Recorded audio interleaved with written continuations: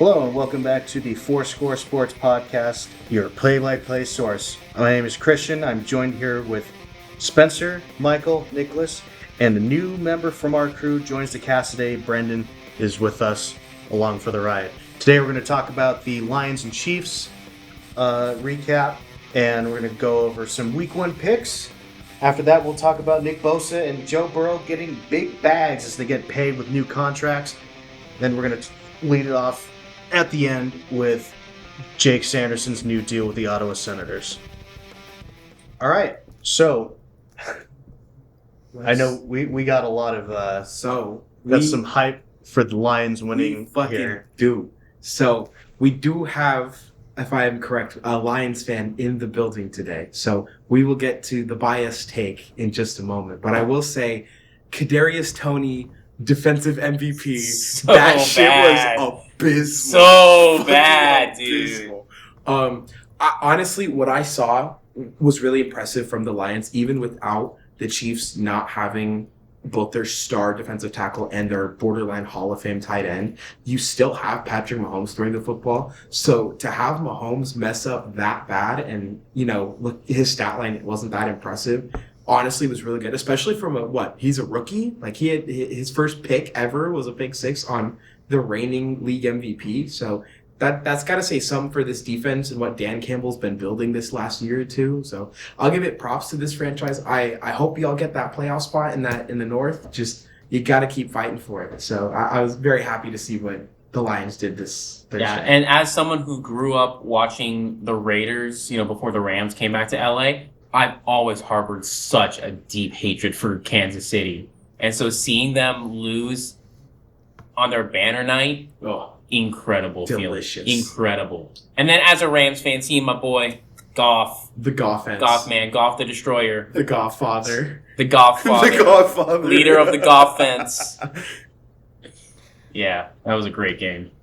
Watching the team that beat my Philadelphia Eagles in the Super Bowl, watching that team lose was probably the most satisfying thing ever, especially in the way that they lost. Now, it would have been more satisfying if they lost, if they had Travis Kelce, but either way, I'm satisfied, and I think I was kind of riding that Lions team high at the end of the year. I think we all were. So, watching them win a game, and especially this big of a game in the spotlight in front of, literally, it's the first game of the season. Guess who has the number one pick in the NFL draft right now? The Kansas City Chiefs. So, I just think it's a really good sign for the Detroit Lions season, as well as seeing all of their pieces come together. I think Jahmyr Gibbs looked really good in his debut, and I think that should be with a little note that his receiving looked pretty good too. He wasn't really the feature back for this game because David Montgomery had, I think, more than triple his carries. But for a rookie numbers, and looked really good too, was really efficient on the ground. So I was very impressed with that entire Lions team. And I think the Chiefs, they tried to pull it together at the end and just they couldn't get it. And the Lions just ended up being the better team. And small shout out, Amon-Ra St. Brown. That motherfucker's been my fantasy homie for so long. I was so mad I didn't get him this year. He's 100% solidified himself as a number one receiver for this franchise, and I definitely think he may have a solid Pro Bowl case, if not all pro, if he keeps playing the way he is. Who ended up getting him on our league again? That would be the Lions homer. Fan. Yeah. The Lions homer. Let me tell you. That went straight to the Lions. Let me tell you, I think it was an amazing season opener. I believe the rookies looked great. Sam Laporta had some good receptions. Jack Campbell had an insane pass breakup. And Aiden Hutchinson, we can't even talk about the guy enough. If the numbers are right from a tweet by Pro Football Focus I have here, he had 7 pressures, 20.5% pass rush win rate, and then 5 pressures on 3rd, 4th down. And that was with Jawan Taylor lining up in the slot every single snap and jumping on every single snap. He still managed to get pressure and get through to the quarterback. 100%. And I have great hopes for this team. Obviously, there were some things that both teams, shaking off some rust early season kind of stuff. But I believe that This is a great win, and I couldn't be happier for the city of Detroit and the fans. I've been waiting 20 years to be excited for this Lions team, and I think it's finally happening this season. Bro came out the womb sad about that shit. And 20 years of depression. No, dude, it's been bad. It's been gnarly. Is for those Detroit fans up there. I mean, just the fact. Oh, that and did you see the Lions have videos only after won the game? One playoff game in the Super Bowl era. Which ones? The videos of the game was all with all the Right. Lions fans crowding the lower bowl afterwards. That How there was was really just, cool. it was just saw crowds of those. Detroit Yeah, fans. I saw those. I just want to know, like in my mind, the one like big question I had is why the fuck were Aiden Hutchinson's parents mic'd up?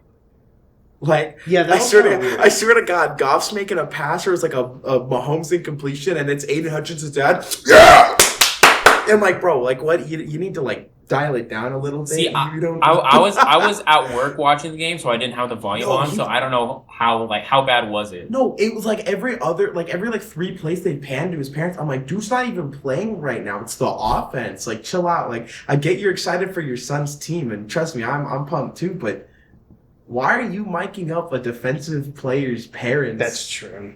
In the opposite field. Like, Yeah. if this was in Detroit, I'd understand, but in Kansas City? I don't understand the NFL sometimes. That was very confusing. But yeah, no, if Hutchinson wasn't getting blocked by a fucking 300-pound slot receiver, a dude would have had at least 2 sacks. Man got so fucking close every time, only for it to come up short. And then they finally, like the last 2 minutes, then they started calling it. I was like, bro, you waited almost an hour's worth of game time before you started calling. That's crazy. Chiefs could have gotten away with murder through And the just- first 3 quarters. No flags. They practically do. I was just about to bring that up. Yeah, all those false starts that That's- yeah, just missed. Jawan Taylor. all the false starts. There's probably a couple of holding calls we missed. Probably also Jawan Taylor. Most likely, I've been saying it. I know everybody's gonna call me a broken record, especially with the jersey I'm wearing. But I'm insane. The Chiefs have been getting away with a lot since 2019, and the biggest indicator of that for me was seeing the Super Bowl in 2019, where they're holding Bosa like a madman. And I'm just glad that everybody's seeing that the Chiefs O-line gets away with manslaughter every game, and now people are calling it out. So it makes me. I pray on Kansas City's downfall every Sunday morning. I've been praying on that since I started watching football, brother. Somewhere. I've been praying on their downfall since I was 10, So 9 or 10, whenever I I'm started watching I'm football. so glad it came. It's starting with Detroit. I am very happy that it's starting with Detroit of all franchises. Watch, we're talking about the Chiefs' downfall. They're going to end up going back to back. Oh my God! If the Kansas City Chiefs go back to back, Mahomes wins another Super Bowl MVP, I'll eat a cactus. Clip that. You'll eat a that. cactus. A I don't cactus. know spines, no spines. I'm not 100% sure, but there will be a cactus. Okay, you consumed. know what? A succulent will be absorbed. Okay, hey, you know what? In Vegas, when we were there on tour, a couple of our bandmates, they did scorpion shots. It's tequila with a scorpion in it. Oh yeah. If the Chiefs go back to back, I don't go to Vegas I and don't do a know. scorpion I shot. don't know if I can do that. I have to work up to that. Well, No, not at all. I mean, you just got to down it. I'm not. I don't know how I feel about that. Well, if Spencer does have to eat a cactus, you heard it here first on episode 4 Clip on that. September 9th. September 9th, 2020. Someone clip that. Nine minutes in at 8:19 p.m. 8:19 Pacific time. Flip that shit right now. Nick, you had something to say. Yeah, well, back to what you guys were saying about the Chiefs winning a Super Bowl. I mean, as much as I hate that they did it against us, I'm just I personally kind of like seeing Andy Reid have the success because, I mean, as a Philly guy, lifelong Philly fan, I grew up, Andy Reid was my guy. So I will always kind of have a heart for Andy Reid. So I always want to see Andy Reid be successful wherever he is. But with that being said, I hate the rest of the Chiefs.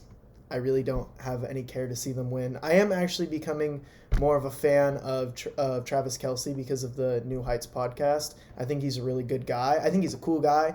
I don't like him on the field because he's always torching teams, and I always end up playing him in fantasy when he goes off for 50 freaking points. But I'm just Andy Reid's my guy. I need to stick with him, but it pains me to see him having this much success when, I mean, he couldn't get it done with the Eagles, which is very sad. Should have had it against Tom Brady the first time, but oh well. But there are many teams that should have had it against Tom Brady. Very true. Yeah, that's the thing. Like a lot of the players on the Chiefs I like. Like Mahomes is an amazing player, and like from what I've seen, he seems like a cool dude too. But I just fucking hate watching the Chiefs play because he's just like.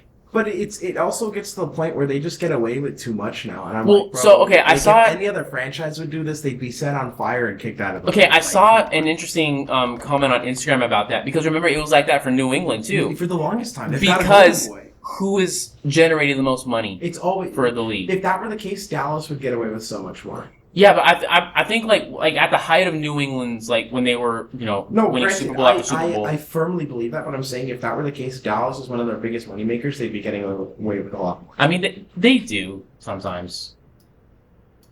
But yeah, no, I completely agree that it's the moneymakers get the preferential treatment, and it's really annoying.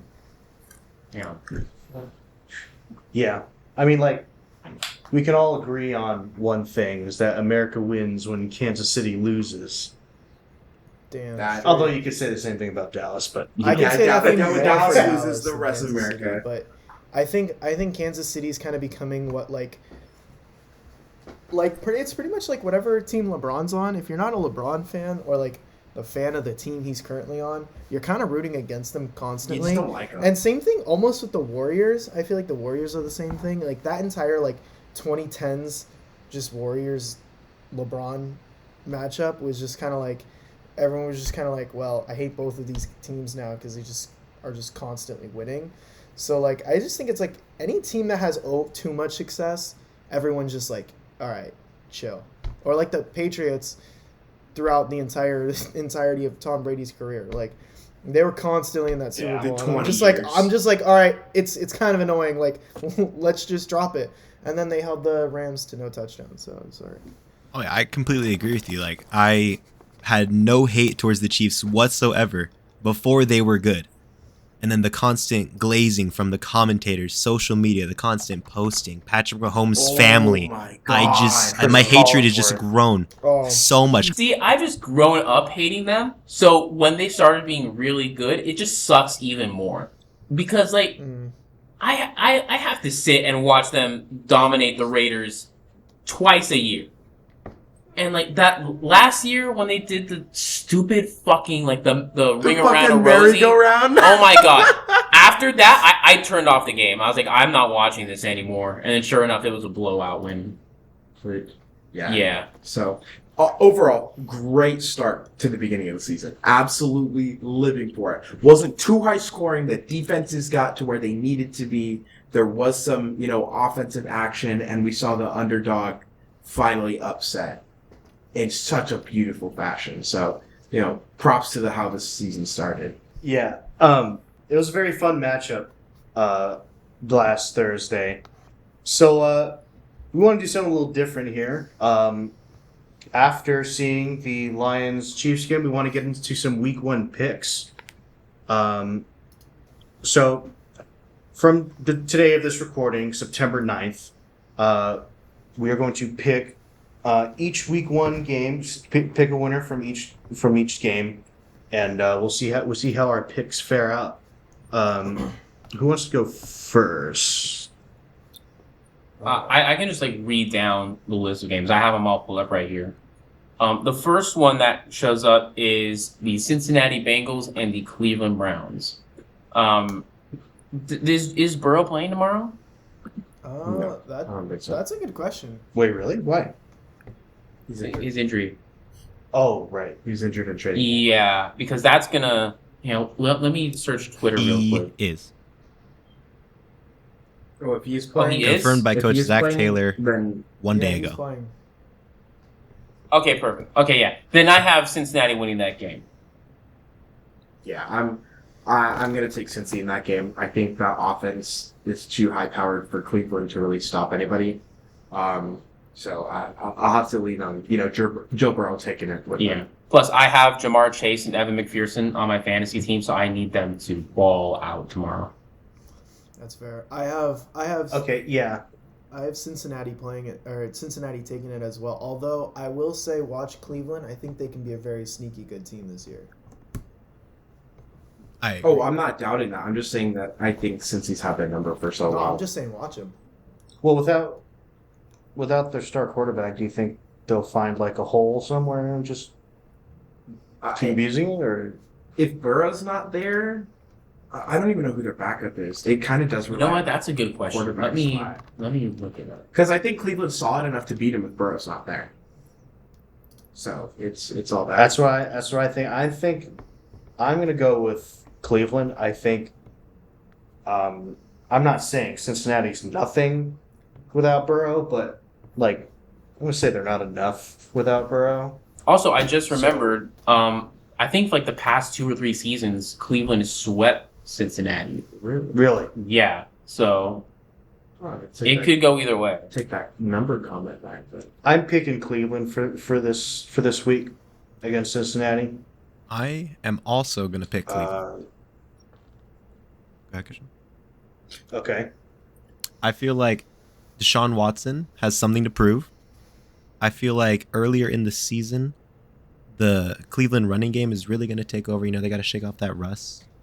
And I think I don't know why, but I just see Cleveland having the advantage in this game. You're right. They can be a sneaky good team. And I think that entire team is really being slept on right now. And I feel as if they're gonna upset this one for the first week, the first game of the season. That's a good pick. I mean, okay, real quickly, Cincinnati's backup quarterback is Jake Browning. Oh, I don't trust that Brownie. shit. He has Brownie in his name. Yeah. He's a sleeper agent. Well, I mean, suspended Joe for 6 Burrow weeks. is He's playing, obviously betting on the Browns. Yeah. Joe Burrow is all playing. right. Next game I got pulled up here are the Houston Texans versus the Baltimore Ravens. Baltimore. Next. Yeah, Baltimore. I got Baltimore. Yeah, Baltimore. Although CJ Stroud season, you never know. I think CJ Stroud can't count to 10. CJ Stroud. Yeah, bro's got a lukewarm IQ. He's alright. Bro has a smooth brain. He's got a room temp IQ, dog. Yeah, no. Baltimore's taking that. I mean, if the game is in Baltimore too. Oh. He's still confused trying to count on his toes. Like dog give is me Dalton Schultz by himself. Lock it. I feel like the only way Baltimore loses that game is if they lose it. Like they shoot themselves in the foot. Nah, I have Mark Andrews and Lamar. I can't let them lose. I mean, OBJ steps on that field, he's gonna crumble. The next game I got here are the Tampa Bay Buccaneers and the Minnesota Vikings. Minnesota. I'm gonna have to take Hawk and Ball torture. I'm going Minnesota. I'm gonna have to go Minnesota. I know I'm wearing my Baker jersey, my Baker Rams jersey, but especially with the tension that's going on. Yeah, in that and locker room. Mike Evans is not gonna. I don't think he is because they didn't come to an agreement. Yeah, so I think they're gonna try and trade him. And plus, I like to play. He can be fined so hardcore if he doesn't play. Yeah. I like Minnesota's offense too much to really pick against them. I think that when you've got Tom Brady on your team and you still manage to go 8-9, and then you downgrade at quarterback and then downgrade at other positions, it's just. And they still have Todd Bowles as their head coach. It's still just not good looks. So I have to go with Minnesota. Yeah, I'll go with Minnesota as well. I hate to say it, I gotta go with Minnesota. I don't see Baker baking. Minnesota. No bacon for Baker. Nope. All right. Next up, and we were talking a bit about this before we started recording, the Carolina Panthers and the Atlanta Falcons. Oh, sweet Mother Mary. I Okay. feel like this one's confusing. So as a man who likes to tout himself with an above average IQ, just slightly, this game really is throwing a monkey wrench into Smooth Brain. Because these teams are so astronomically mediocre at best. Welcome back to the toilet bowl. You don't know where to go. For real. And it's week 1 toilet bowl? Like, come on, bro. Did you watch my college football gut last is week? telling me. No. Not gonna lie, I did not.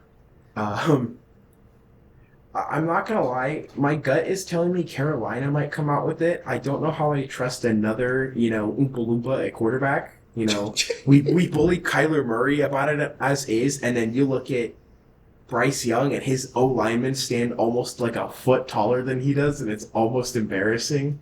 So I just don't know, but that I genuinely don't know who's on that Atlanta team. Like I don't know who's playing. I don't know. You know, I mean, they still got Cordell Robinson. Patterson. They got Kyle Pitts, Desmond Ritter, Bijan Robinson. I don't trust Bijan right now. I'm not gonna lie. I'm not gonna be a hater or anything. I'm just saying he's a rookie in his first game. I don't think he's gonna rush for 250 yards and 3 touchdowns to save them that game. Ooh, Bijan? I don't know who their quarterback is. I just don't trust it right now. The NFL's a different speed than college. Yes, the shirt is evident. We see what you're rocking. The things you do in college, like, here's the thing with football is like the things you do in college and the things you do in the NFL are obviously different because the talent's different on the other side of the football, but the like skill that you possess and the footwork and his ability to like create plays and get open, that stuff that is not like super restricted by a better defense necessarily. Like, Homie was doing that against the best teams in college football at Texas. Like, he basically exposed that Bama defense when they played them last year. And I think if you can do it against Bama's defense, I'm pretty sure you can do it against a bunch of NFL defenses, let alone the Carolina Panthers defense. So I'm still taking Carolina, but I think it's going to be a really close game. And I think whoever wins this game is going to have a lot of really good momentum going into the season, because I feel like these two teams could be competing for a wild card spot come the end of the season. I feel like it's super realistic. They could honestly be competing for their division. Both of them are in pretty bad divisions. 100%. So I just think 100%. Realistically, that we call them mid teams and Bryce Young can't see over his offensive lineman, but I mean realistically, either one of these teams can make it to the playoffs. So this game's going to mean a lot more to both of those teams than it will to, like, say, the 49ers, who have a pretty solidly easy matchup against the Steelers. Yeah. Yeah. I'm gonna go with Atlanta here. Basically, everything I wanted to say was already been said. But, yeah, I would not be... This is anyone's game. And, yeah, like Nick said, in a division like the NFC South, both of these teams could be competing for a wild card spot, maybe even the division. Up next, we got a real marquee matchup right here between the Arizona Cardinals and the Washington Commanders. Good Lord, you want to talk about the Battle of Midway over here? Jesus Christ. Real marquee matchup right here, boys. Hold on, let me take a look at it. I'm low-key, you know what? In Sam Howell we trust. I'm taking Washington. I think I'm going to take Washington here because I don't see anything on that Cardinals team that I like. Who's their quarterback again? I forgot who it was because Tyler's not going to be playing. Josh Dobbs, that's right. And Josh Dobbs. They lost. Did you see a video from their practice? He underthrew the ball by like 10 yards. Bro, he was looking like that Bama quarterback tonight. It hit the defender's helmet. It's the back of somebody's head. It hit the back of the corner's helmet. Like, brother. Bro. Brother so needs glasses. Yeah, I just don't see... Yeah, I just don't see anything from that Cardinals team that I like. They downgraded so much this offseason. They lost... I mean, Kyler's not playing for the first couple weeks. They lost DeAndre Hopkins. J.J. Watt retired. They have Murr from Impractical Jokers as their head coach now. Like, Bro, Gannon? Yeah. I'm taking Washington in that game. It's a lock. Give me Washington. I think Washington also has a lot to prove, especially with the change of ownership. I think it's a pretty much a layup for them for this first game. I mean, you talk about another team that might be eyeing a wild card spot come the later half of the season, so I think they got it. I agree with that too. I'll go Commanders as well. Give me the commies. Give me the football team. Lock it in. Hashtag bring back the football team, man. Give me the football team. I was gonna say something if we were gonna keep going down the names, but I'm not trying to get lambasted on Twitter right now. So we're gonna go. X. I'll put you on Twitter right now. Oh no! Did I just get X'd? Did you really just do that to me? Get X'd. Good lord. You've Anywho. X'd. I'm gonna exit. Alright. Next up, we got the Jacksonville Jaguars and the Indianapolis Colts. This one's another close one for me. I think Jacksonville has it, but I think Anthony Richardson has looked pretty good from what I've seen. Adding to the team with Michael Pittman, Jonathan Taylor's not there, which is going to change entirely the game.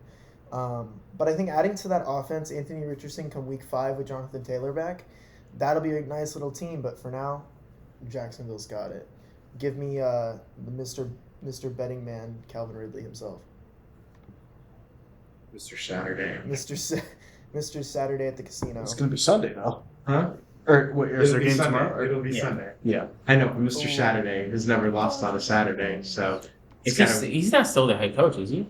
No. I'm talking about Lawrence. Lawrence. T-Law. Oh, it's He's never lost on a Saturday. Or at least not that I know of. I don't know if that record's been. I thought it. Dismantled. I think it was last wasn't Last year in the playoffs. after. Yeah, I was I just thought- about to say that. Who cares? Not my He Mr. hasn't lost Saturday. regular season game. Okay. Yeah, I'm gonna go with Trevor Lawrence with for this one. I don't see anything on that Colts team that I personally see, but yeah. Next game. Same.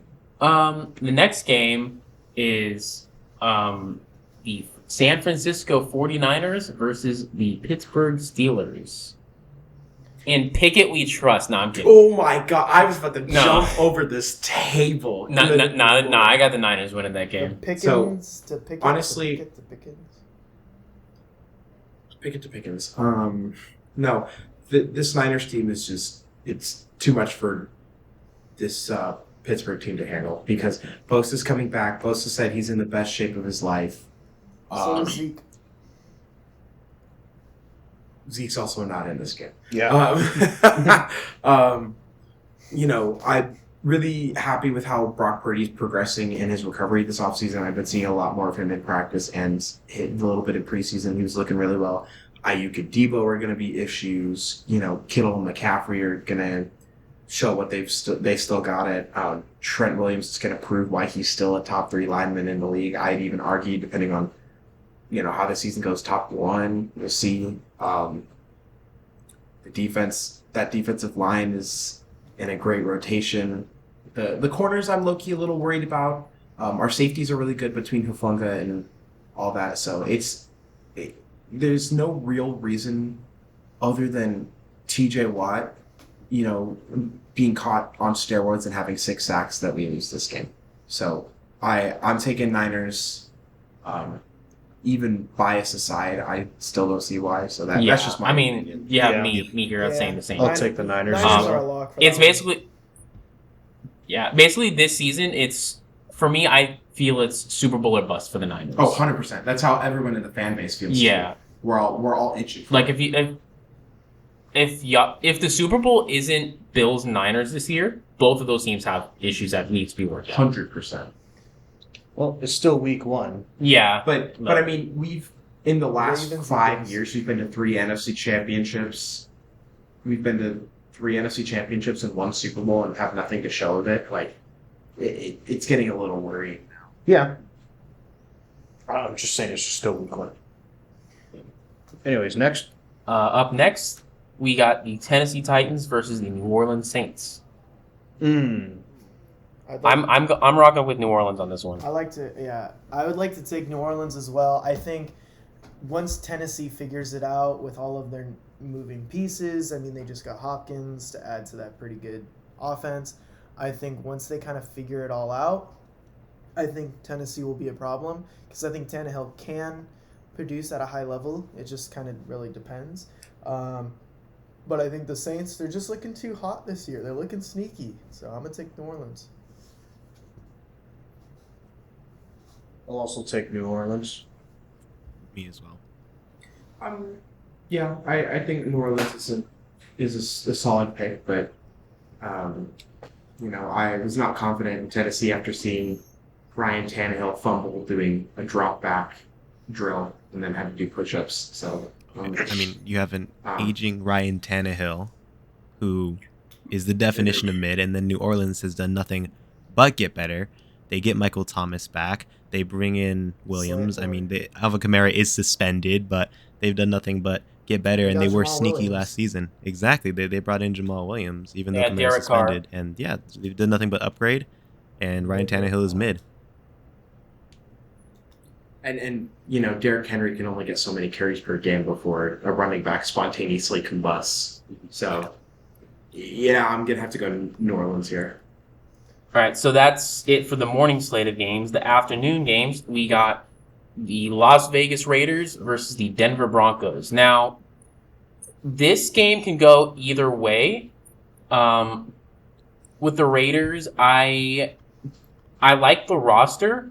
I'm not completely sold on Jimmy G, but I'm willing to give him a shot. I think he can do well. The only thing that worries me about this Raiders team is, well, not the only thing that worries me, but one of the biggest things that worries me is Josh McDaniels. I don't trust him as a head coach. Personally, I thought he should have been the one to leave and not Carr, but that's a whole different issue.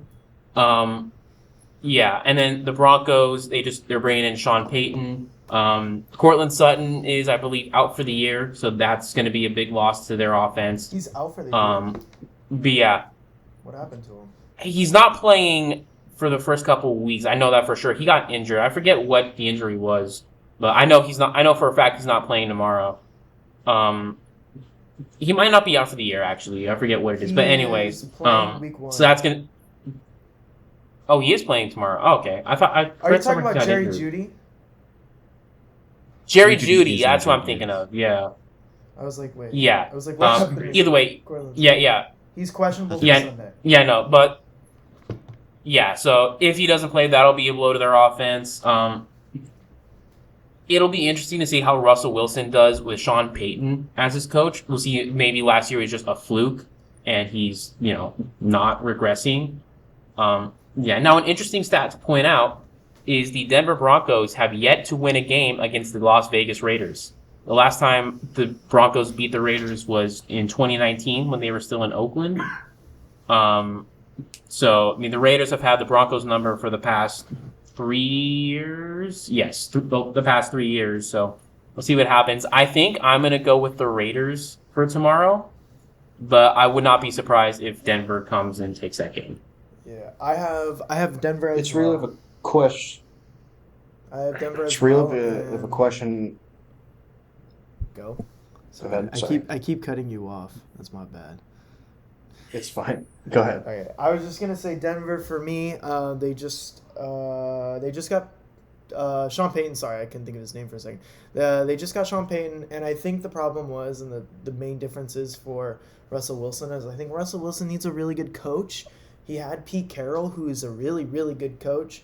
I mean, Pete Carroll, you saw turn Geno Smith into the second coming of Tom Brady. So I think you get a really good coach in Sean Payton, who's worked magic with Drew Brees for so many years. So I think you are able to get Russell Wilson into a new offense with a great. Honestly, if all those players are healthy, I think they're gonna go in and just destroy the Raiders. I think I got Denver. I'm gonna. Okay, hang on a second. What did I miss here? What? What did I miss here? Why? What's going on? Yeah. He texted me Denver horses. Because I wanted to give my pick, and Nick was just talking, and everybody picked Denver, and I was like, No, I picked Vegas. "Oh, you picked okay." So you picked Vegas.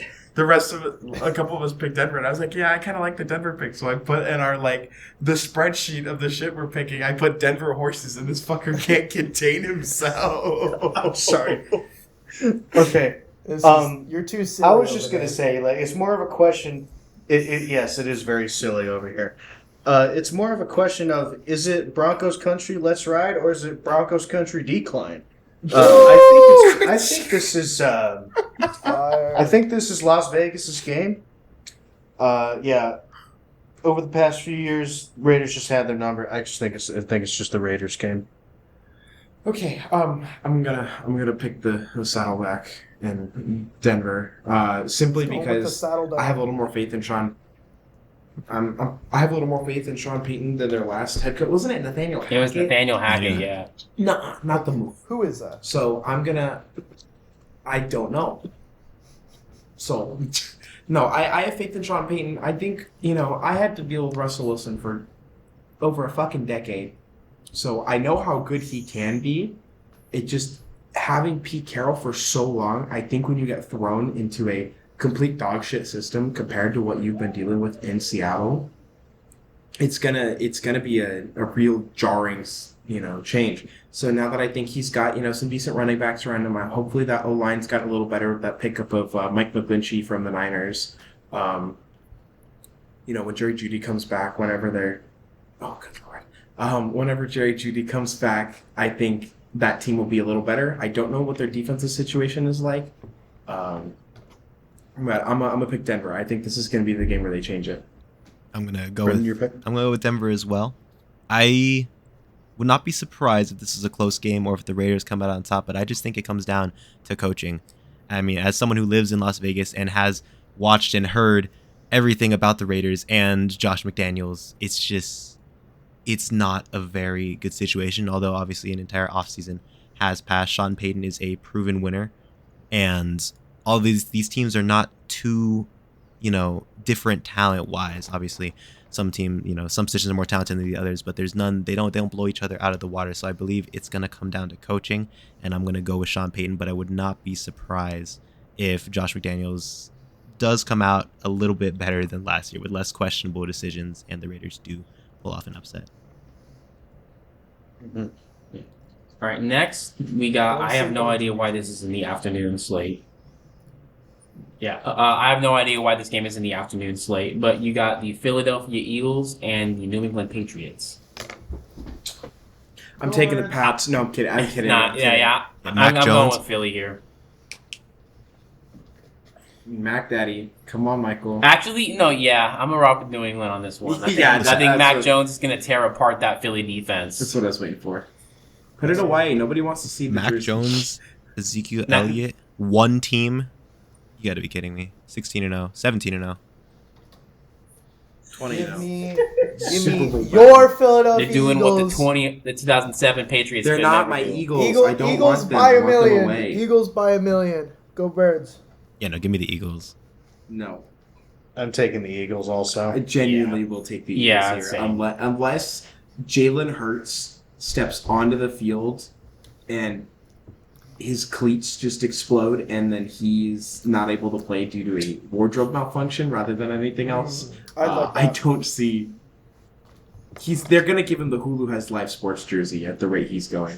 But no, I think this Eagles team is just so much... Yeah, I'm telling you, he loses the Hurts jersey, he goes to Hulu Has Live Sports jersey. I think it's Eagles by a million at that point. But no, I genuinely think this New England team is in such a great amount of disarray compared to what they have been like years prior. I think this is an easy dunk for Philly. I will be honestly surprised if Philly does not win by 2+ scores. Yeah. Yeah. Up next, we have the Los Angeles Rams and the Seattle Seahawks. As a Rams fan right here, I'm going with the Seahawks here. Cause Cooper Kupp is now going on IR again. We just picked up Troy Reader, and his last year with Los Angeles was abysmal. Yeah. At least from his standpoint. Yes, we won the Super Bowl that year, but he himself was not good. You just have a lot of questions with this team. When healthy, I think this team can do some damage, maybe even compete for a wild card spot while healthy. But if we have another injury-filled year, Stafford goes down, Bennett didn't look all that great in the preseason. We don't have a whole lot of depth at receiver. Defense, we still have Raheem Morris as our defensive coordinator. I have no idea how he still has a job. We still do have Aaron Donald, so there's that. But yeah, aging Aaron Donald. This Rams team is not we're tanking for Caleb this year. I'm rocking with Seattle tomorrow. We're tanking for Caleb. We're tanking The for Chiefs are getting Caleb. Caleb. Because you know what? We have a first round pick this year. Oh, for once in your life. Yes. So unless we trade it for something, we're gonna tank for Caleb. But yeah, I'm going with Seattle tomorrow. I'll go with Seattle also. I mean, like, there's just no optimism in the Rams. Well, little to none at all. So, yeah, I'll just take the Seahawks as well. I think a team with 3 number 1 receivers and Kenneth Walker, a beast of a running back, and Geno Smith, who looks like the second coming of Tom Brady, lock it in. I've seen Matthew Stafford pull some games out that he had no business winning. I don't see that happening this Sunday. Dubs. Yes. So, honestly, as much as I hate to make the pick, as much as I hate that godforsaken franchise, I have to pick Seattle. The Legion of With the way they played last season, this is far from the Legion of Boom, my friend, but the way they played this last year, on technically a rebuilding year, and they still went like 9-8 and made playoffs.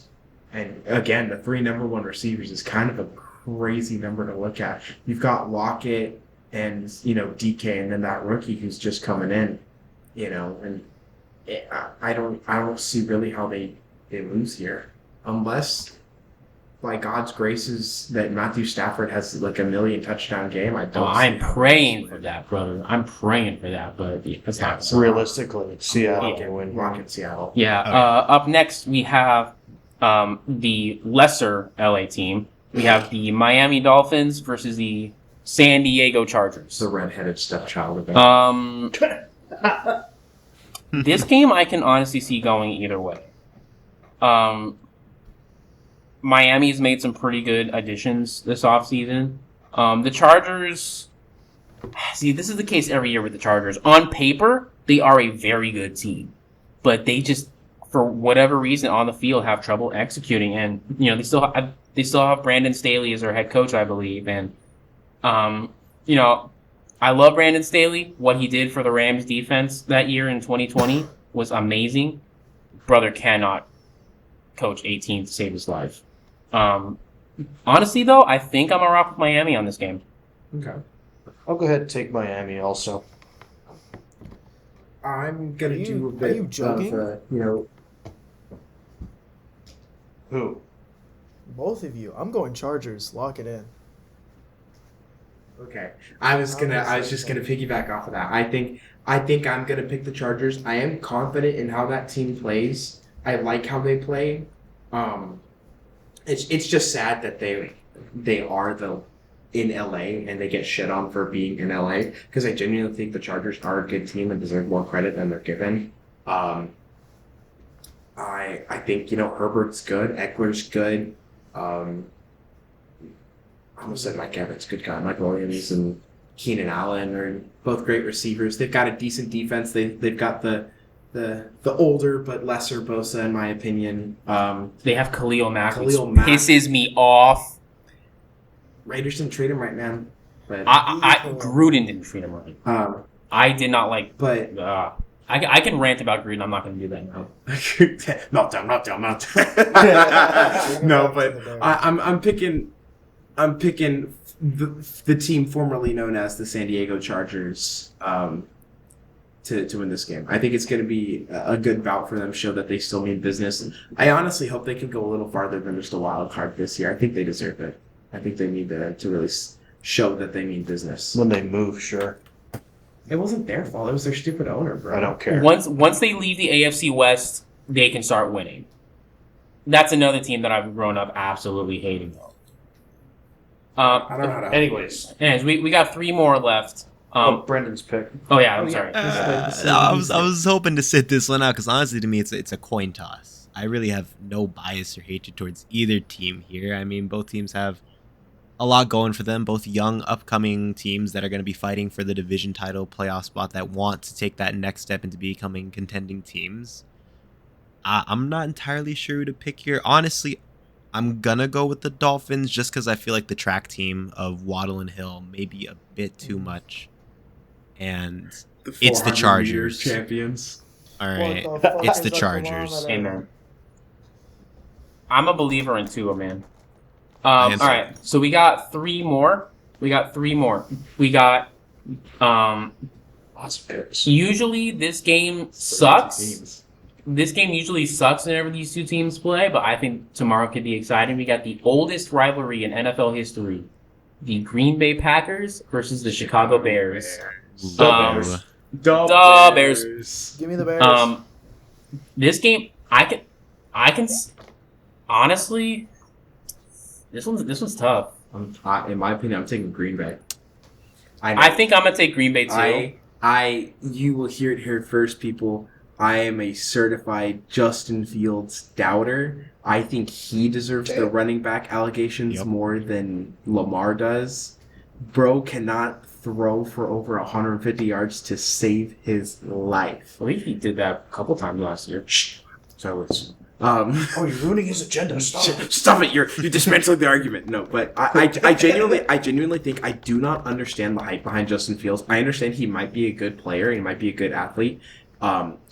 I don't know how good the Bears' O-line is. I genuinely do not think he's going to do that well. Even with his new receivers, I think that Jordan Love with Christian Watson and the guys around him will have he's got Bakhtiari still playing on that line. He's still got an old Aaron Rodgers O-line. I thought Bakhtiari followed A-Rod to... No, he wanted to, but I don't think he did. He was injured last season. He was tweeting about it, but I genuinely think that, if Jordan Love comes out swinging and shows that he means business, I think it's going to start a whole debacle in the North of who's really going to win it. Trust me, I think Detroit's got a solid chance, but, if Green Bay keeps the roll going even after A-Rod loses, it's going to give you guys a run for your money. Oh, sweet Mother Mary.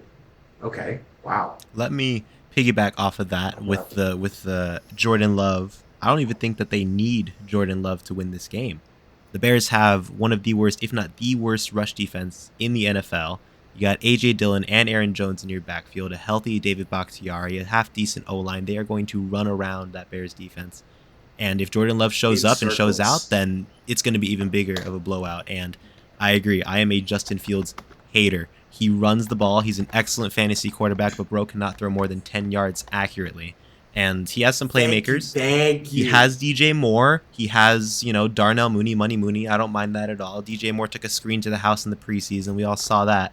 But it's not going to work against this Packers offense and this atrocious Bears rush defense, especially when you have that two-headed monster. I hate to say it. Give me Green Bay. Give me Green Bay. All right. No, I haven't picked yet. Oh, no, Nick, yeah. This is going to be kind of awkward. Let Walker go. Because I'm taking the Bears on this one, and I do have a couple reasons. I'm not going to just say, I just give me Justin Fields. I think the problem with Justin Fields was last year, Brody was throwing to nobody. He had nothing going on. Say what you want about DJ Moore. He makes the offense better. You added Chase Claypool, who's actually a solid receiver. You have Khalil Herbert. You draft Roschon Johnson, who is... Literally, I have been saying this. I know I'm currently wearing a Texas shirt, but Roschon Johnson could have literally been as good as Bijan if given the snaps. I think the team looks much better offensively, and I've heard really good things about Justin Fields and his ability to throw more accurately and throw deeper. With that being said, I know Jair Alexander is going to give DJ Moore a hard time, but I think with the rest of the team, the way that lines up, I think the offense for the Bears is going to be much better, and I just don't think Jordan Love is going to be able to really figure it out in his first game for the season, and I think they have a lot of question marks for that Packers team. I do like the Aaron Jones and A.J. Dillon tandem. I think that's going to be the decision maker if they do end up winning. Like you said, that Bears rush defense is not great, but at the end of the day, it is an NFL defense and it can make stops if possible. So I just think I'm leaning more towards the Bears. I'd like to see the Bears win. I've always not liked the Bears, so I think it's kind of nice to be able to say, hey, maybe the Bears are going to win this year or win this week. And I also, to save my life, couldn't name a single wide receiver on the Packers right now. I don't. Christian Watson. I don't even know who that is. So I don't think. You don't know Christian Watson? The GOAT from NDSU was Trey Lance's number one target. I'm sorry. He's actually really A good. A-Rod made borderline that man D2 look school. really good. Like so. we saw what happened to all the NDSU players. They just don't end up being good. So Is I that don't why? Is that know. why Watson? Is that why Watson became the number one receiver on the Packers with A-Rod and had actually a really solid year? That's crazy, bro. That's crazy. I have no. Right, you're just speaking nonsense because there's literally nobody else on that team. So who else the hell is going to throw to? Bro, I am looking. You could put Kadarius Toney with Aaron Rodgers, and Kadarius Toney would make catches.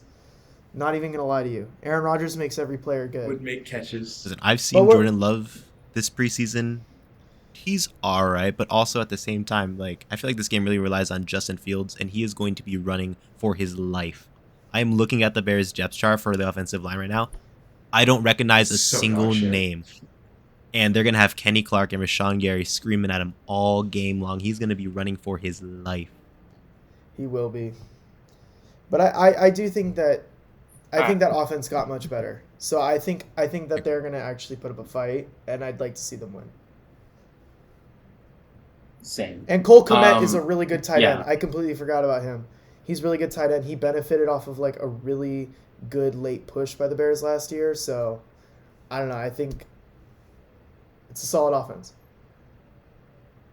Next pick. All right. We got two more games up. We got the Sunday night game between the Dallas Cowboys and the New York Giants. Real quickly, and this is just a thing. I hate that the Cowboys are always on prime time. I was like gonna say last season, it was almost every week. It was like, oh, what's the Sunday night game? Oh, it's Dallas, and whatever. You know what? It's like, oh, what's the Monday night game? Oh, it's Dallas. I do love watching Dallas lose in prime time. I just hate watching them. They don't no one outside of Dallas wants to watch the Cowboys every fucking week. Anyways, I'm going with the Giants. Good talk. Okay, so as a certified Dallas Cowboys hater, and I've been a member of the Dallas Cowboys hate club for 10 plus years, I'm picking with Danny Dimes. I'm sticking with Danny Dimes, Darren Waller, Saquon Barkley. Danny Dimes, give me Vanilla Fuck Vic. Dallas. Danny Dimes, baby. For real. Vanilla Vic, the second coming of Steve Young in the white goat category. But I just think, hold on, I had a thought. Jeez. Daniel Jones had a really good season last year despite the touchdown numbers not really being there. When you've got Saquon, you kind of dwindle there. I think they have enough pieces to really string a good season together, and I think making is it in Dallas? Do we know if it's at AT&T? It's in New York. Okay, or so New Jersey. Make a statement at home with your home crowd against one of your biggest division rivals and the most hated team in NFL history. Make that statement. Show everybody what you got. My pick is with the G-Man. Give me New York. Wait, so did everyone pick the Giants? All right, let's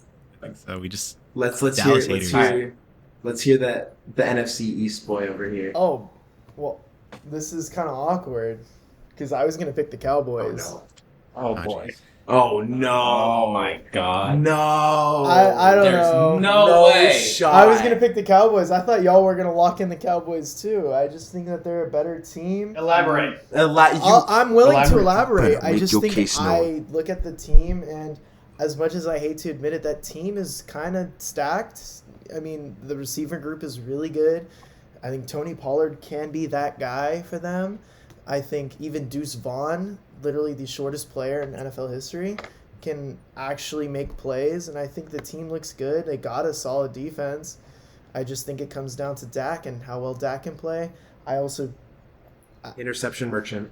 Besides Kayvon Thibodeau, Trey Lance will be in by the third quarter. I mean, maybe. I think besides Kayvon Thibodeau, the SoCal native, I have no idea who's on that Giants defense. So last year, I literally watched so many games where Dallas put up 50 points on many teams last year. So that offense is really good, and I do think that the Giants offense is also very good, but I don't know if it's better. I don't know if they have a better matchup than the Cowboys offense, personally. So I was going to say Dallas, but Yeah. bias Okay, and fair. hatred That's aside, fair. That's your pick. I feel like the Cowboys do Yeah, have a that's your pick. better put together roster with more talent, but just for my hatred, I would love to see the Giants come out on top. Don't here. get me Put them in wrong. their place. Put Dak on the hot seat. I would Just love expose to put Dak them. on the hot seat. I think Dak's already on the hot seat, to be honest. And I would, He is. as much as Yeah. I would love to see the He Cowboys is. lose, I hate both teams. So for me, personally, it's a lose-lose because I hate both of these teams. I hate Dallas a little bit more, but I also respect that Dallas does have a really good roster and it's a really well put together roster. But like I hate both teams. I want them both to lose. Like y'all hate the Cowboys, but like I don't think most of y'all have any hatred really towards the Giants, but I do. I have a lot of hatred towards the Giants because, I mean, they're almost as much as rivals to us as the Cowboys are. But yeah, that's my pick. And then the last game of the week, Monday Night Football. In my opinion, the best matchup this week, Easily. the one I'm most excited to watch. You got the Buffalo Bills versus the New York Jets. I'm really excited to watch this game. I don't know if I can give a pick. I can see this game going either way. I mean, if this New York team really is as good as everyone is expecting them to be, yeah, I genuinely don't know who I can pick to win this game. So the Josh Allen fanboy in me really wants to pick Buffalo. Actually, yeah, I'm gonna go with Buffalo because I have Allen on my fantasy team. I'm gonna go with Buffalo. The Josh. That's your basis. That's my That's the basis. basis. Allen He's being on, my he's on quarterback. my other fantasy team, but I've liked Allen since he came out of Wyoming. So honestly, I want Josh Allen to succeed, and it's really been sucky to see that Buffalo team get so close yet so far every postseason. But it's something about that Jets team. It's A-Rod. He might be old, but if anything, he was still balling last year, dude. The only kryptonite to Aaron Rodgers is San Francisco in the playoffs. Like that's literally it. So and he's got a whole new team. I trust Robert Saleh as a head coach. I think he does a great job. He did a great job with the Niners defense and having to deal with New York and its bullshit for how long he did before he got a decent team around him. He's got a rookie of the year and on both sides of the ball. He's got solid receivers, a decent O-line. Like I think A-Rod can do a really good number. I'm going to pick Buffalo solely because I know what that Buffalo team can do, and I haven't seen New York yet. But I honestly believe that game could go either way. Yeah, I want to go Buffalo also. I mean, I feel like, and I could be crucified here, but this is just me. I sense it. I sense it. As an outside football fan looking in, but, I don't see the hype on Rodgers coming to the Jets. I mean, yeah, he's good, but he's old, and, like you said, we haven't really seen anything from New York yet. And we already have seen Buffalo just dominate games. So I'm just gonna go Buffalo. I don't think I just need to see it. I just need to see it. Okay, real quickly, I'm just looking at A-Rod's stats. Last year was his worst year in a while, but it's still a pretty good year. 3,695 yards, 26 touchdowns, 12 interceptions. That's been his worst year in a while, but that's still pretty solid. I love the fact that this man is so good at football. People talk shit when he has more than 5 interceptions a year.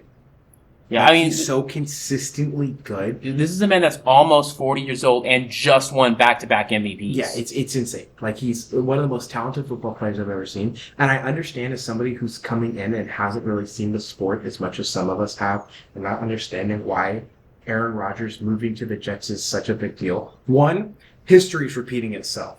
Because for my football fanatics here, we saw Brett Favre do the same damn thing.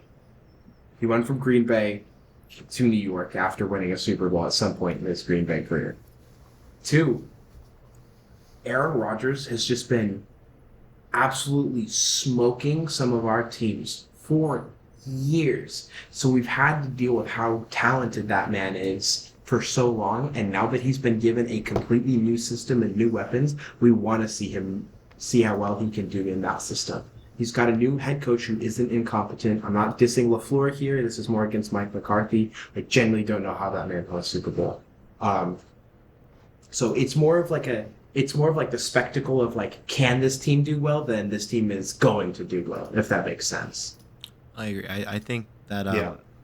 I'm gonna go with the Bills here. I just don't think this Jets team is gonna put it all together week one. I mean, Aaron Rodgers is coming in. They signed Dalvin Cook. They made a lot of acquisitions this season, like this offseason, that threw them into this, contending area with all these contending teams. But they just put this team together, and this Bills team, their core has been together for years, and they want to win, and they are Super Bowl or bust. And I just don't think this Jets team.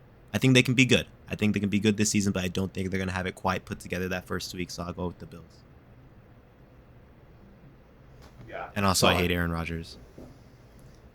Understandable. Kirby Joseph is I'm his not going to father. even diss you for that one. Legally.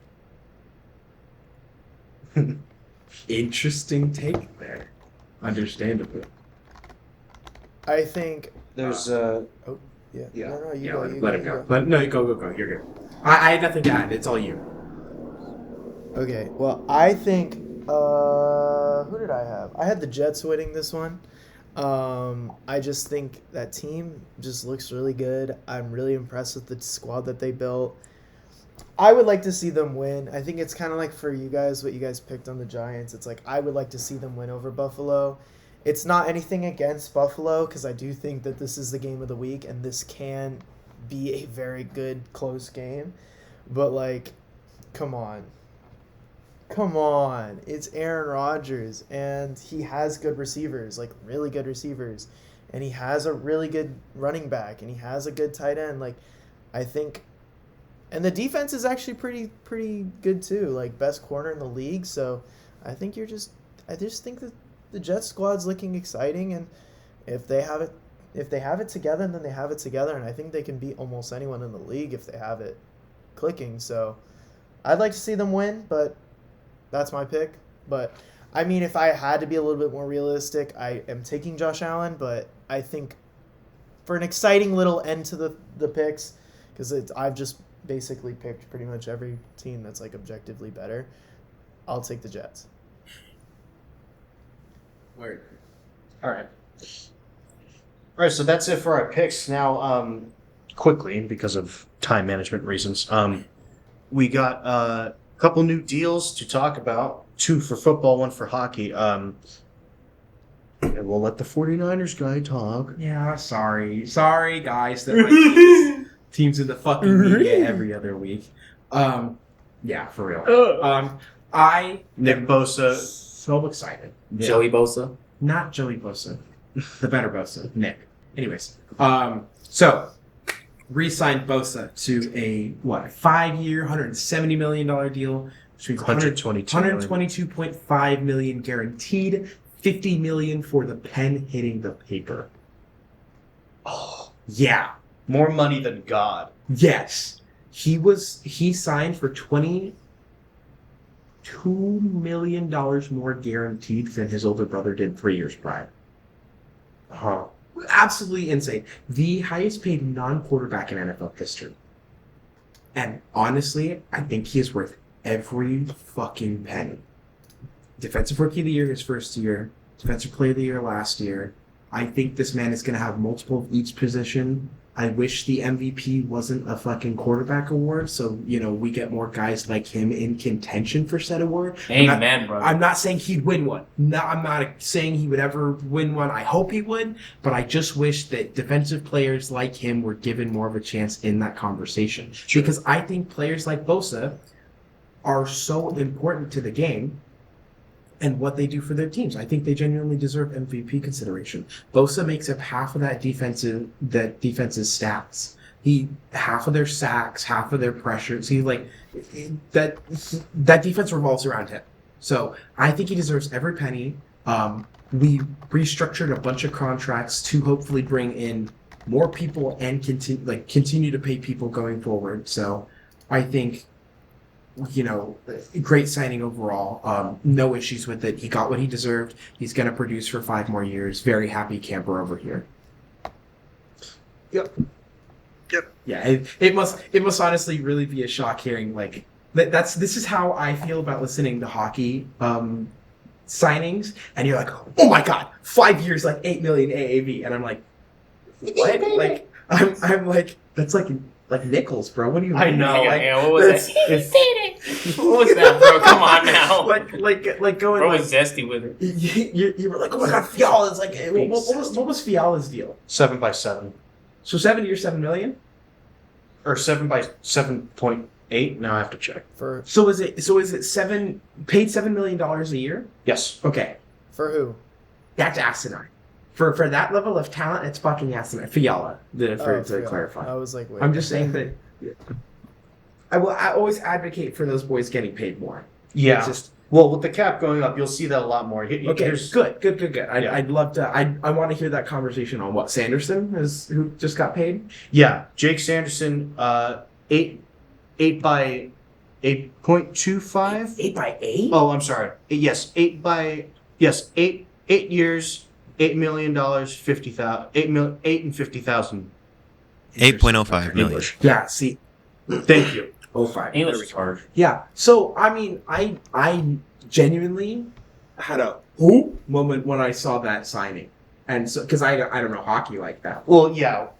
So Let's be real. A lot of hockey fans also said who's Jake Sanderson. and the fact he got a deal Yeah. like that, and that's really heard of on like my end of things. I was like, oh, it's kind of interesting. So like, I want my hockey nerds here. I want you guys to like kind of break down not only the thought process of signing a player like him, but like what's the significance of his signing before the cap going up. Well, okay, so I guess I'll go and lead in with this. So you have an Ottawa team who's building for the future. Mm-hmm. They have a pretty good top six. They got Stutzla. They got help me out here. I'm forgetting their team. Tarasenko. They got rid of DeBrincat. Never mind. Claude Giroux. Yeah, DeBrincat's gone. They got Josh Norris, Claude Giroux. Josh Norris, Claude Giroux. Or wait, no, Claude Giroux's in.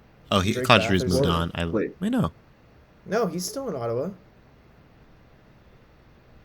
Did Claude Giroux? He's still on. I thought he went to Ottawa then. I Florida. mean, obviously they have like Brady Tkachuk. They do still have Claude Giroux. And Brady I see Tkachuk. him on their depth chart right now. Drake Batherson. Jake Batherson. Okay, I had Kubelik. that deal I backwards. don't believe these are real names. The We're GOAT, gonna have Zach competition here. McEwen. Oh, Don't believe- The GOAT. oh, jeez. That's a believable name. Oh. Well, okay, but like anyway, with like think of it as like they have a really high power offense, and they have a pretty good pretty good back end, and with Sanderson staying there, locked up for a while.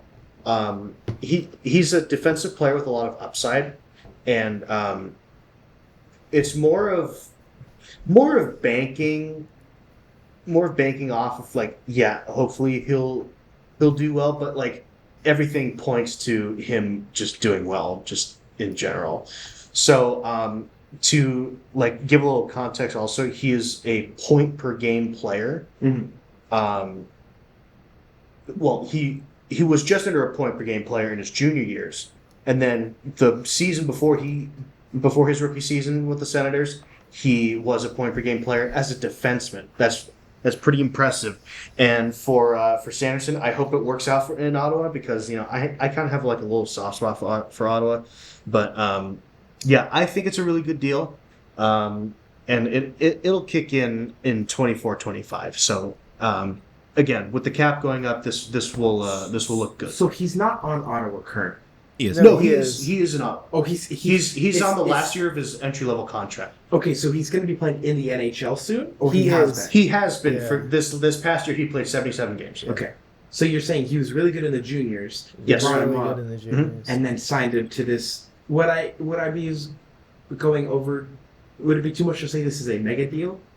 No. If you want to talk mega deal, you're talking like Austin Matthews.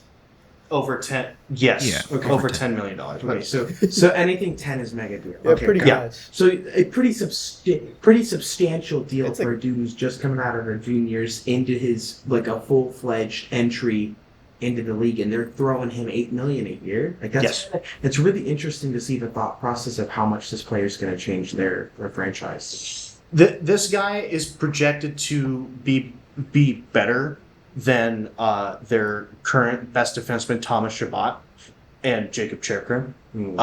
So it's really good value considering the cap is going up. So like, remember that conversation that we had when Dubois was signed for $8.5 million? Yeah. And with the cap going up over these next few years, this will basically be next to nothing. So, Okay. I think it's a good thing for the Senators. Other than that, yeah, Interesting. Okay. it's more of like trying to bank off of their upside, as they enter their primes. Now, so this is really going to benefit Ottawa. Like this is going to put them into Oh yeah. like really good contention for their spot, or are they still Well, bottom of the barrel? Here's the thing with Ottawa is that they build this really good team, right? They had, oh my God, they had DeBrincat last year, and they still had this high-powered top six with Brady Tkachuk, Josh Norris, Claude Giroux, and Drake Batherson, but they just couldn't get it done for some reason. And with an exchange of, not an exchange, but like dropping DeBrincat, bringing in Tarasenko, and then signing Jake Sanderson, who will basically be pretty good coming out the gate here. It's more of like making it Ottawa an attractive place to play. Got it. Yeah, Bring in bigger guys and then start swinging. correct. Got it. Yeah. Okay. Yeah, I was like, I don't know. Like, Yeah, yeah. Like, it's just kind of a weird spot to be doing that. It's something to behold if you're not really if you don't watch hockey too often or just started watching. Got it. But yeah. Nick. Oh, okay. So, first of all, I think the idea that I've seen this happen a few times in the NHL, and I think really because, like you said, yes, they're banking on the fact that he's going to be a great player, but they're also realizing we can extend this guy now, so let's do it, because they're not paying for it right now. Because the Ottawa Senators currently have under $1 million in cap space left as it stands for this season. This doesn't kick in until next season. So they still have him for under $1 million for this season. So what happens this season is basically what's going to tell them, did we make a good idea, or did we basically Rick DiPietro this? I mean, I don't know, Spencer, I don't know if you've ever heard of this contract, but there's a goalie for the New York Islanders who got a contract of 15 years, $67.5 million. That was his contract. 15 years, $67.5 million. This was before the league implemented an 8-year maximum. Yes. For you can only signing. sign for 8 years? Yes. Back then it didn't used to be that way. It used to be You can 15, 15, right? I It used to be think. 15. You could sign for pretty much Something as long like as that, you yeah. wanted. So why put the cap on it? Why put on the Because years? he retired like 3 years after he signed that contract, and they were paying him until 2021, and that contract was signed, imagine, 15 years before that.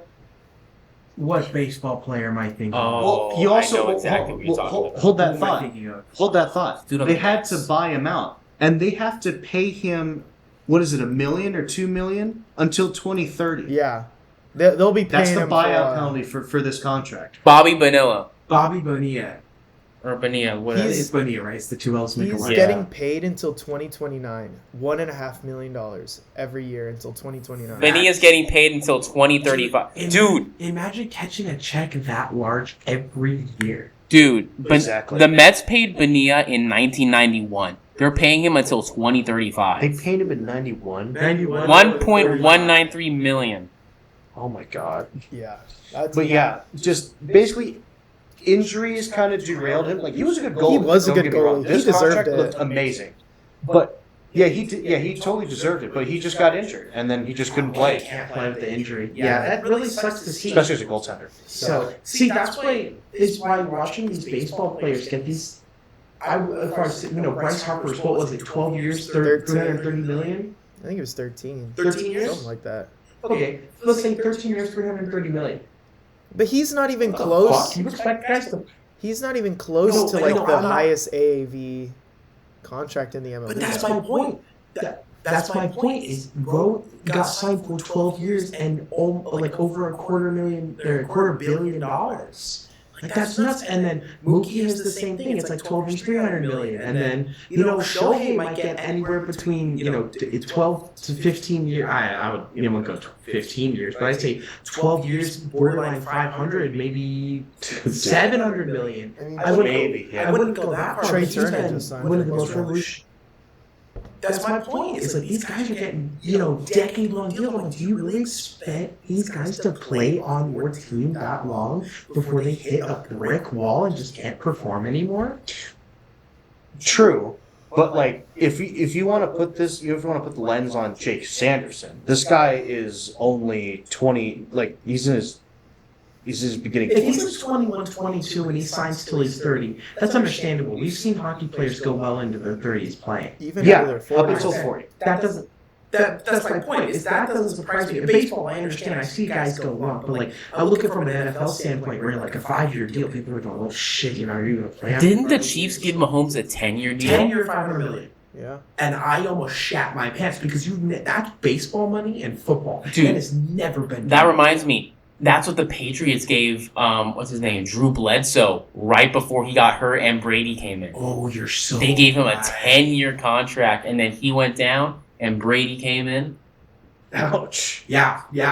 But you want to talk about history and contracts, that's a great one to look into. But it's so staggering to see, certain sports are like, basketball, you get a 4-year supermax and that's it, or a 5-year supermax. And then football, it's 4 or 5 years if they really want you. And then Mahomes was kind of the oddball. I genuinely don't think he's going to play till the end of that contract.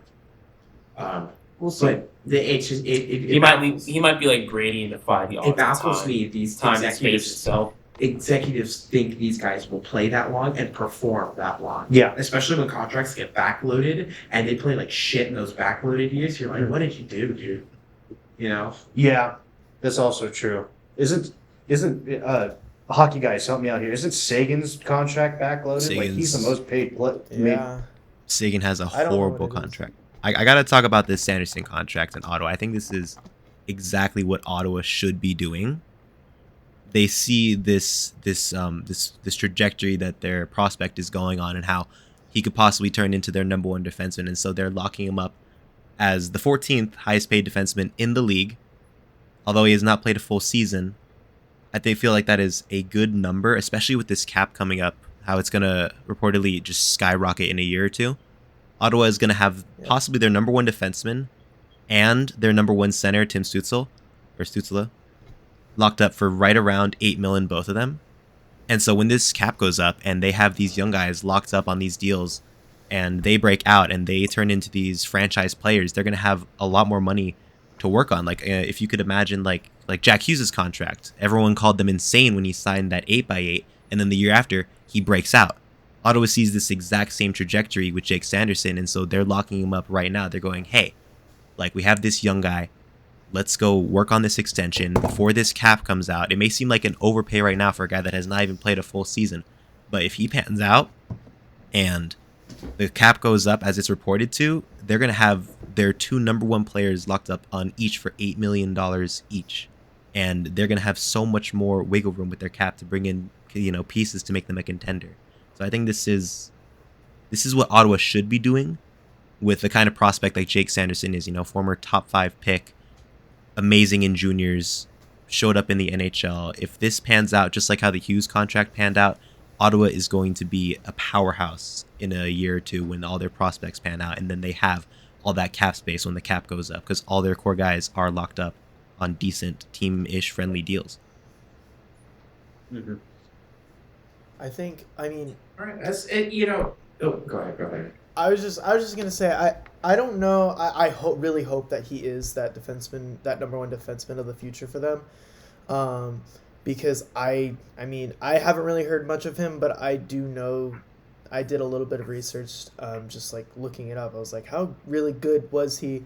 And you guys are reading his stats to me, and he sounds really good too.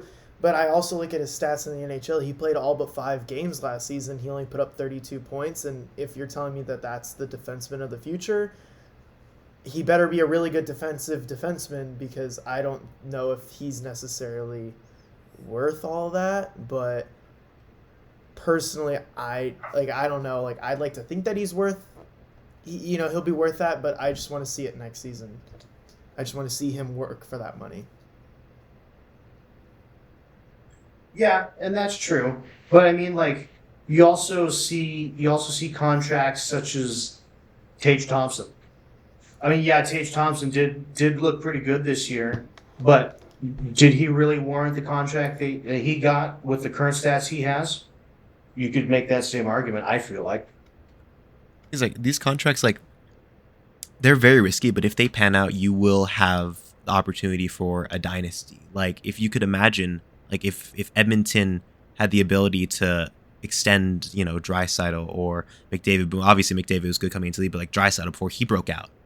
When everyone was calling him, like, when he was like a bottom six forward, if they had the chance to extend him to that kind of, long-term deal with less money before he broke out, Edmonton would be in a much better spot than they are right now. And how New Jersey is in an amazing spot. I keep bringing up New Jersey with their number one center locked up on an $8 million deal because that risky contract that they signed did pan out. That's exactly what Ottawa is doing right now with the Sanderson contract.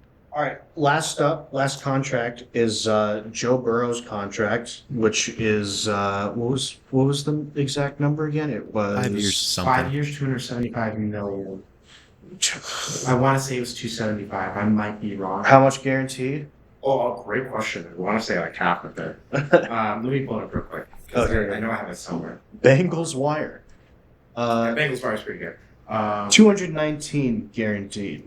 Oh, okay. That's insane. So this Burrow deal's 5 I years. want to say 5 years, which For how honestly long? I think Burrow 100% deserves. I think he's a really great quarterback that just elevated his team when he was brought on. I think he's did a great thing before his injury in I forget what year he was drafted, but he was 2020. So his rookie year, he was going to do really good things before he tore his ACL, which is really unfortunate. And then since then, took his team to the Super Bowl, first full league year of play. But then he did really well last year, took his team to a solid position, only for, Kansas City. Yippee. And so, yeah, that's all I have to say about it. But I think he deserves his money, and with the cap being the way it is in football, it's $55 million a year. Good Lord, just looking at this boggled my mind. What would you do with that money? But he's already in his I want to say we're going into his third or fourth year. He's already thrown. Wait. Huh? No, fourth year. Okay, we're going into his fourth year. He's already thrown for 11,000 yards, 82 touchdowns, and 31 picks. In like 2.5 years. It's pretty good. That's pretty damn good. Yeah. It's already took him to AFC Championship 2 consecutive years and to a Super Bowl in his first league year of play. So I think he deserves his money, and it's teetering on Mahomes' money. I think he's on paper he's getting paid more than Mahomes. Mahomes' contract is just longer. Yeah. And it was the season of quarterbacks getting paid. Lamar. I think Lamar got paid, right? I'm not going crazy. You mean this year? Yeah. Oh yeah. Okay. So Lamar got paid, Herbert Lamar got paid, did and get Burrow paid. was just waiting Yeah. until he could catch his payday because he was just waiting on their contracts to get done. I know Hurts signed. Didn't some Allen sort get of- paid too? I don't know. Let me check. I know Hurts got signed recently, and that was kind of a big deal for him. So it was really just like Yeah. Hurts is now the fifth. that's crazy highest because paid he was player. like top tier like when he first signed. He was number one before all the other quarterbacks signed their deals. He basically broke the market for them. Yeah. So like it was just Josh Allen signed I'm looking at 4 year, $21 million.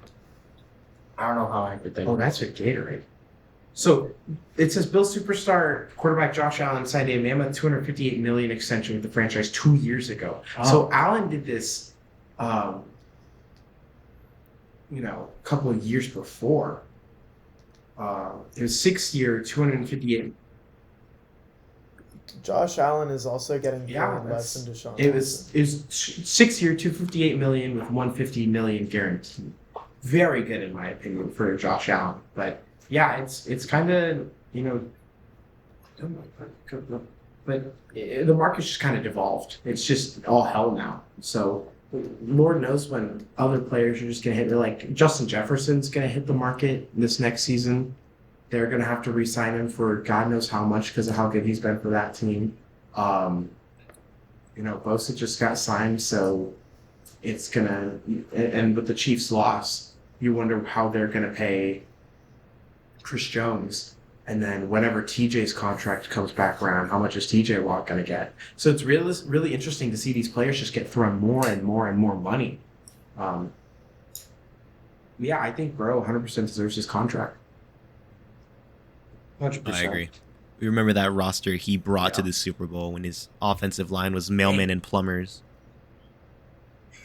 Yeah, bro, no. He had absolute Joe Schmoes at offensive line. I swear to you, they probably did a 9-5 before they clocked in at the stadium because he was the most sacked quarterback that year. Was used. I don't. Used and abused. I believe that. Dog was harassed.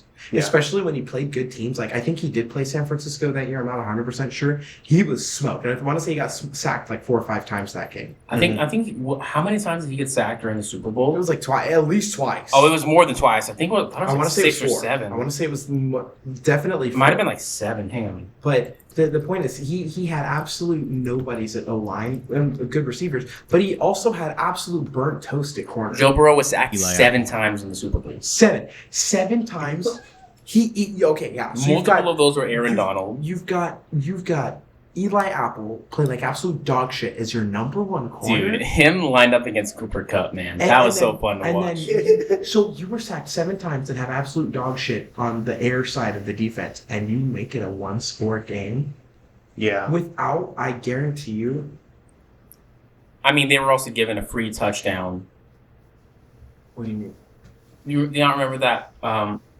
That play when he bombed down to T. Higgins and Higgins just grabbed Ramsey's face mask and yanked it. You mean the also holding calls they missed on the Rams defense? Yeah, that's kind of crazy. Anyways, I'm gonna fight you after this. Yeah, because I'm right. No, you're not. This isn't the first time it's happened with that Rams. It's not the first Fight time him it's happened now. with Fight that him Rams defense now. too. I'm gonna bring up the Saints, but we should flip I'll be back on. Okay. And let's not forget how poverty Cincinnati was before they got Joe Burrow.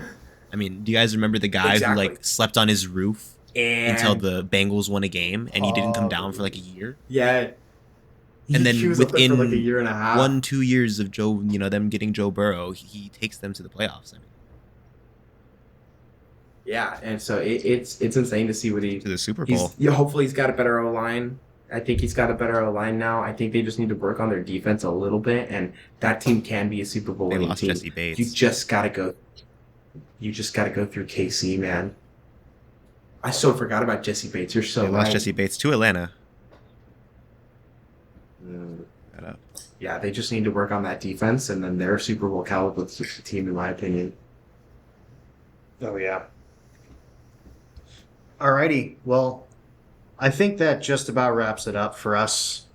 That was a fun episode, guys. That was really fun. I think there wasn't too much to cover, but all of it was so important that we could go through it easy enough. Yeah.